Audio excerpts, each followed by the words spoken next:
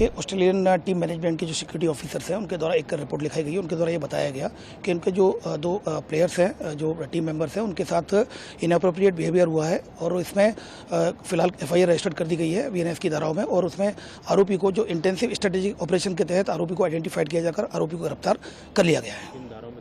74, 78 BNS के तहत आरोपी FIR रजिस्टर्ड की गई है। आरोपी अकील को अरेस्ट कर लिया गया है।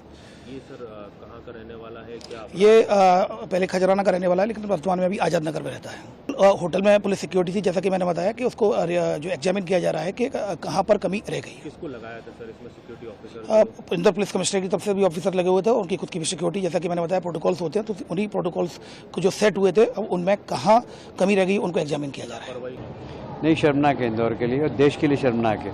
उन्होंने अधिकारियों को निर्देश दिए हैं कि जो अपराधी है उसके खिलाफ सख्त से सख्त कार्रवाई करें।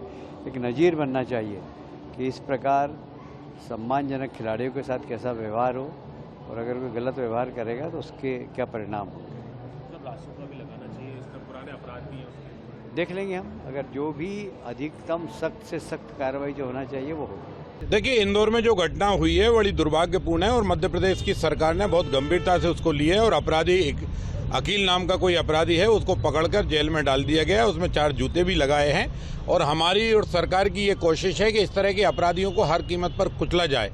और इंदौर तो वैसे भी हमारा अच्छा और साफ सुथरा शहर है, संस्कारवान शहर है, पर कुछ ऐसे नाजायज औलादें देश के अंदर पैदा हो गई हैं जो भारतीय संस्कृति और सभ्यता का जो है बदनाम करने की साजिश रचती हैं। हम उस पर NSA की भी कार्रवाई किए, जरूरत पड़ी तो उसका जुलूस बनाकर भी निकलेंगे। बेटी हिंदू की हो या मुसलमान की, बेटी की सुरक्षा करना हमारी गारंटी है। बेटी हिंदुस्तान की हो या ऑस्ट्रेलिया की हो, उसकी भी सुरक्षा गारंटी हमारी है। लेकिन जो इस तरह की बदतमीजी कर रहे हैं, इनको साफ शब्दों में और इनको पालने वाले लोगों को भी हम बता देना चाहते हैं कि इस्लाम को बदनाम करने की इस तरह की हरकतें बंद करो। इससे इस्लाम धर्म पर बदनामी होती है। जो उत्तर प्रदेश में घटना हुई, जो मौलवी ने की, वो भी बेटी के साथ घटना ठीक नहीं थी और ये ऑस्ट्रेलिया की खिलाड़ी के साथ छेड़खानी की गई है। ये भी भारत को जो है कहीं ना कहीं जो है शर्मिंदा करती है। इसलिए इस तरह की शर्मिंदा करने वाली घटना करेगा उस पर कार्रवाई करेंगे।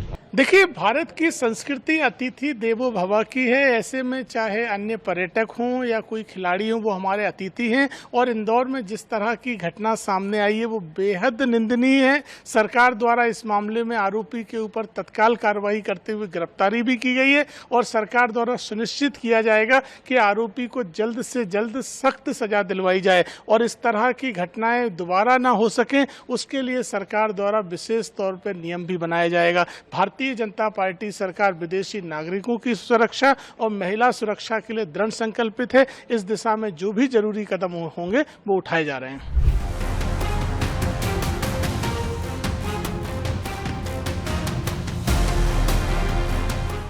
Entire incident is very unfortunate. These kind of incidents should not have taken place, and we condemn this incident. And whatever precautions are required, we'll be taking as far as the other venues are concerned, and our state associations, they will also take care of all these things.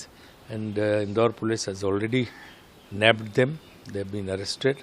So whatever strict action is required, that will be done.